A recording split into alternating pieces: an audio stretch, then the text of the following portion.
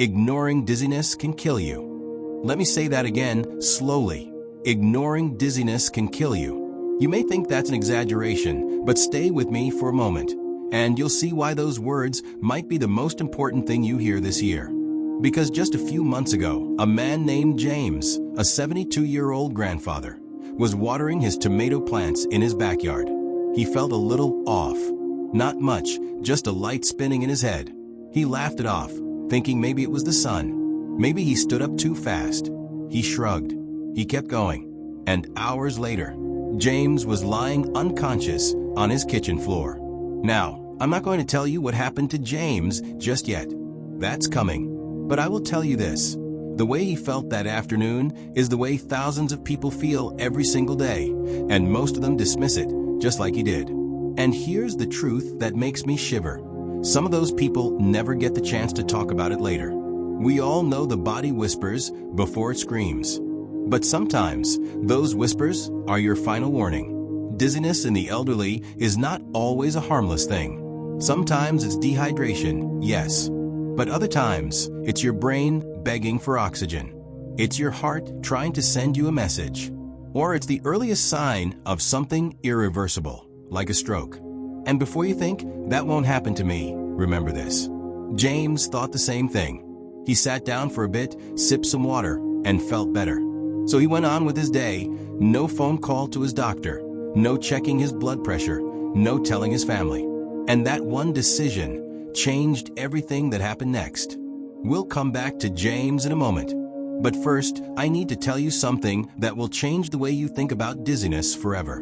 Before we go further, I need you to do two things for me. If you care about your health or the health of someone you love, hit the subscribe button right now. Because this isn't just another video. This is a conversation that could save a life. And if you're not going to subscribe, I want you to pause and ask yourself why. Why would you not want to be the person in your family who knows the warning signs? Go ahead, type it in the comments. Tell me why you'd rather take the risk. Because here's the thing, in the next few minutes, I'm going to share the subtle, hidden signs James experienced before he collapsed. Why those signs were far from harmless, and how you can spot the same red flags in yourself or someone you care about before it's too late. But I'm not giving you all of it right now, because you need to understand why these symptoms are so often ignored, and why ignoring them is so deadly. We'll get there. But for now, picture this. You're walking in your garden, or shopping at the store, or just getting out of bed in the morning, and the world shifts just a little. What do? James thought he knew the answer. He didn't. And in a moment, you're going to hear exactly why that small decision to do nothing nearly cost him everything. Stay with me. The human side of dizziness. When James woke up that morning, nothing seemed unusual. He had his tea, read the newspaper, and decided to tend to his garden. It was one of those days where the air felt calm, where you don't expect anything to go wrong. But sometimes the worst storms come without clouds. As he bent to pull out a weed, the ground seemed to tilt, not much, just a slow, uneasy sway. His first thought, maybe I stood up too fast, and he brushed it off. Now here's the thing, he's not the only one. I've heard dozens of stories just like his. Maria, 68 years old, felt dizzy while shopping. She leaned against a shelf, waited for it to pass, and carried on. Weeks later, she found out she had atrial fibrillation, an irregular heartbeat that can lead to stroke. Then there's Thomas, 75. One morning, he got out of bed, felt lightheaded, and the next thing he remembered was waking up on the floor. Orthostatic hypotension, dangerously low blood pressure when standing up too quickly. They all had something in common. The warning was there, and they didn't see it for what it was. Here's the trap we tell ourselves, it's just age. Everyone gets dizzy sometimes. And yes, sometimes dizziness is harmless. But sometimes it's a ticking clock. Think about it. If your car suddenly made a strange noise, you wouldn't ignore it. You'd check it before it broke down. Yet with our bodies, especially as we age, we often wait, and wait until it's too late. I'm not telling you these stories to scare you. I'm telling you because every single one of them started the same way, with a moment so small, so ordinary. that it was easy to ignore. And that's the danger. James thought resting for a few minutes was enough. Maria thought leaning on that store shelf was enough. Thomas thought taking it slow was enough. But here's what none of them knew in that moment. Dizziness can be a signal from your heart, your brain, or your blood pressure, telling you that something serious is happening. And every second you wait to act is a second you can't get back. Now, before I tell you what happened to James after that afternoon, I want you to think about your own life or someone you love. Have they ever said, "I just feel a little woozy, but I'll be fine"? Have you? Hold that thought, because when you hear what happened next to James, you might never respond to dizziness the same way again. Stay with me. We're about to get into why dizziness, especially in the elderly, can be far more dangerous than you think. What dizziness in the elderly really means.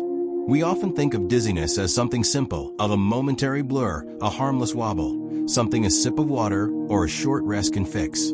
But in older adults, the truth is far more complicated. Dizziness isn't just a feeling, it's a symptom. And every symptom is a clue. Now, there are different kinds of dizziness. Sometimes it feels like the room is spinning. That's vertigo. Sometimes it's a faint, floaty sensation. That's lightheadedness. Other times it's a loss of balance, as if your feet don't quite know where the ground is. Why does this matter? Because each type points to a different potential problem, and some of those problems are urgent. In people over 60, dizziness is one of the most common reasons for emergency room visits. And here's the part that worries me. It's often caused by issues we think are just part of getting older, when in reality, they're warning signs. Low blood pressure, for example, can make you feel dizzy when you stand up too quickly.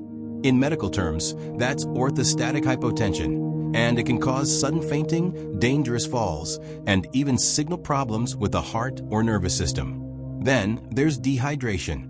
Many older adults simply don't feel as thirsty as they used to, so they drink less water. But when your body doesn't have enough fluid, your blood pressure drops, and your brain gets less oxygen. And sometimes, dizziness is the brain's way of telling you it's in trouble. A clot, a bleed, a stroke. These can start with nothing more than a slight unsteadiness, a shift in vision, or a moment where words don't come out right. But here's the cruel part. In the moment, you might not realize how serious it is. Because dizziness doesn't shout, it whispers. And if you don't know what to listen for, that whisper can fade into something you can't come back from. Think about James for a second. He didn't feel pain. He wasn't gasping for breath. He just felt off. And that's why he ignored it. But the body doesn't need to scream to be in danger. Sometimes it only gives you one quiet chance to listen and act. In a moment, we'll talk about the exact link between dizziness, low blood pressure, and stroke, and why ignoring it can lead from a little woozy to an emergency in hours. And when you hear the connection, you'll understand why James's story could happen to anyone. Stay with me. Low blood pressure and stroke connection. When most people think of low blood pressure, they imagine something mild, maybe a little fatigue, a bit of weakness, nothing urgent. But the truth is, in older adults, low blood pressure can be just as dangerous as high blood pressure, and sometimes even more unpredictable. Here's why.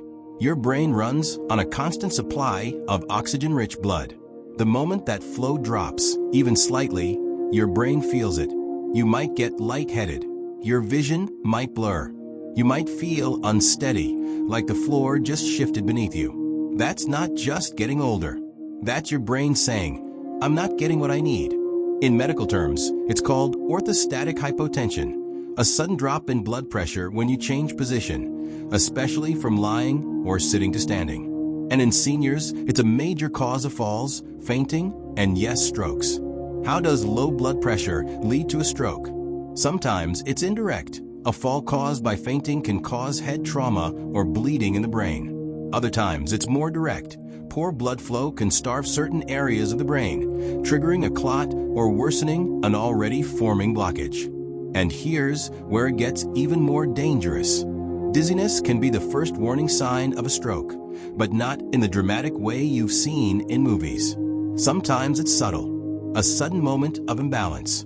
A strange heaviness in one arm. Words not forming quite right. A brief flicker in your vision.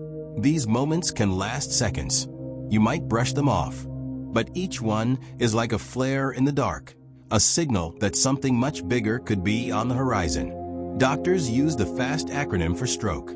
Face drooping, arm weakness, speech difficulty. Time to call emergency services.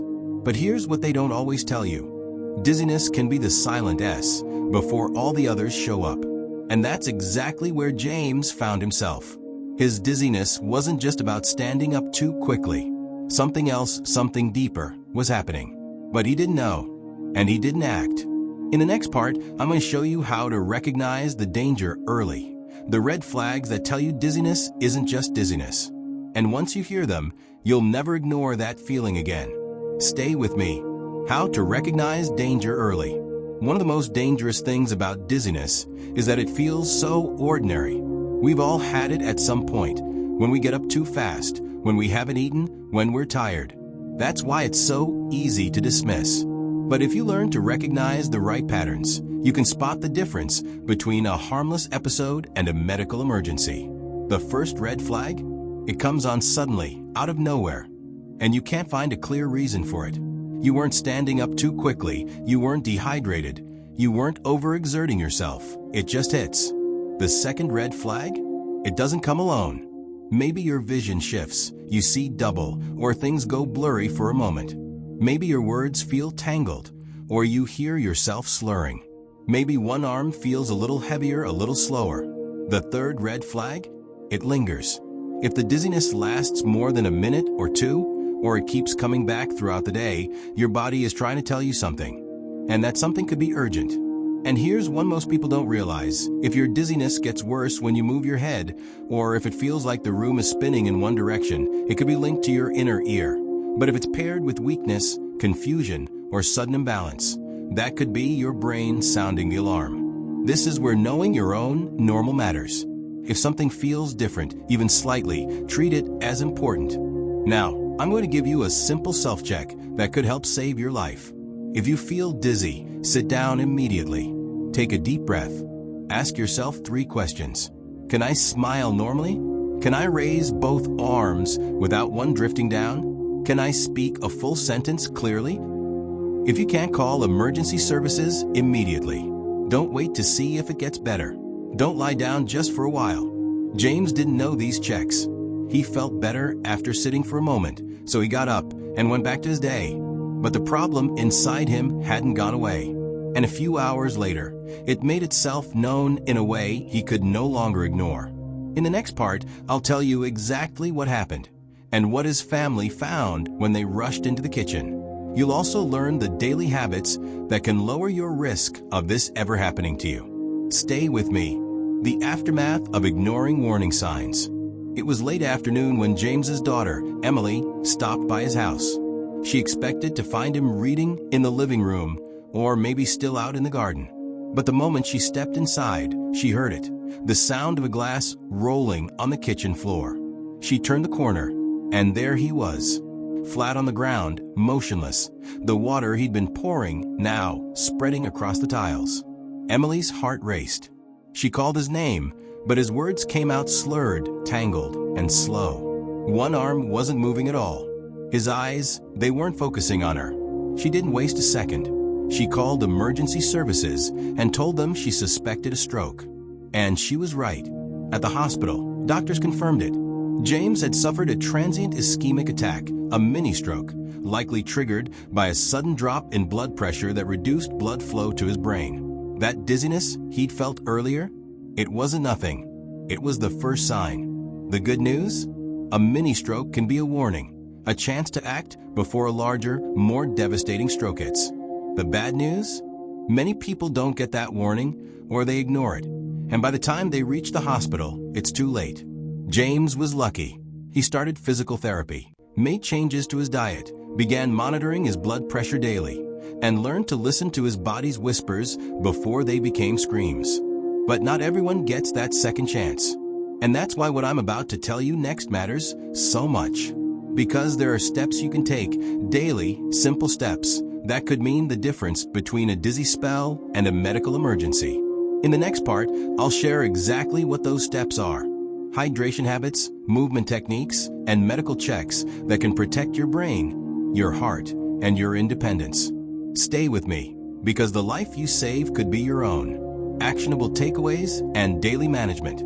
If there's one thing James's story teaches us, it's that your body is always talking to you. The question is, are you listening? You can't control every health risk, but you can take steps every day to lower your chances of experiencing the kind of collapse James went through. These steps aren't complicated, but they have to be consistent.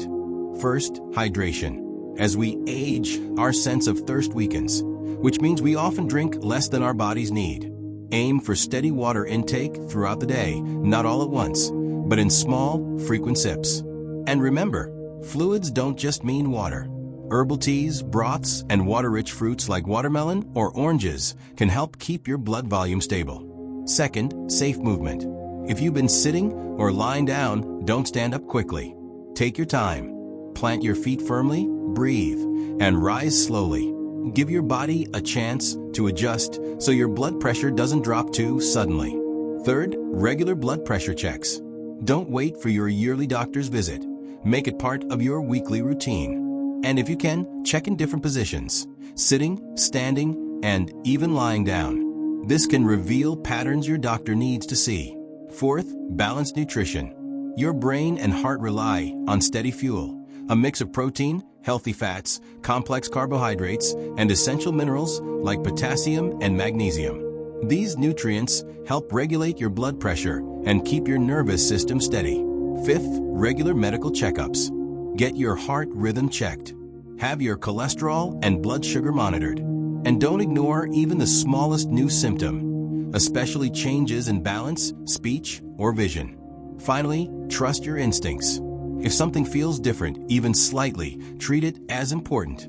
It's better to be wrong and find out you're fine than to be right and find out too late. James follows these steps now. He carries a small bottle of water with him everywhere. He checks his blood pressure every morning. He no longer stands up too quickly.